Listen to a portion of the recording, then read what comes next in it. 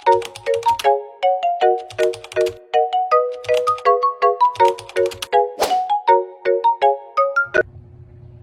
everyone, good day. Welcome to our new lesson for today. Name, synonyms, and antonyms. So this word can help us to communicate our ideas clearly. So in this lesson, we will learn how some words have similar meaning while the other words have opposite meaning. But before we will start, we will read first the lesson objectives. So at the end of this lesson, the lesson should be able to first define the synonyms and antonyms. Second one is to identify the examples of synonyms and antonyms.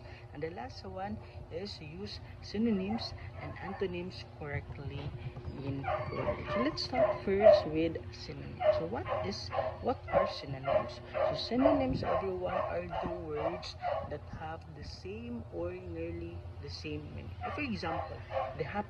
So the same word of the happy, joyful.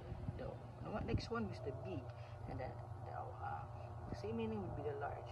Next one is smart and intelligent. So let's put this one into sentence. For example, Maria is a smart student. So instead you are going to say smart, you are going to replace the word intelligent without changing the meaning of the sentence. Okay, next would be antonyms. So what is antonyms? So antonyms, everyone, are the words that have opposite meaning. For example, hat.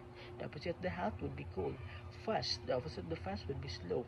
Early. The opposite of the early would be late. So example, in the sentence, the water is hot. So the antonym of hot is cold. So learning synonyms and antonyms, everyone, can help us to improve our vocabulary and make our writing more interesting. So in conclusion, everyone, synonyms, these are the words that have similar meaning. Antonyms are the words that have opposite meaning. So understanding these words can help us to become better readers, writers, and speakers. So that's it for today. I hope that you have learned something. Bye bye everyone. Keep safe and God bless.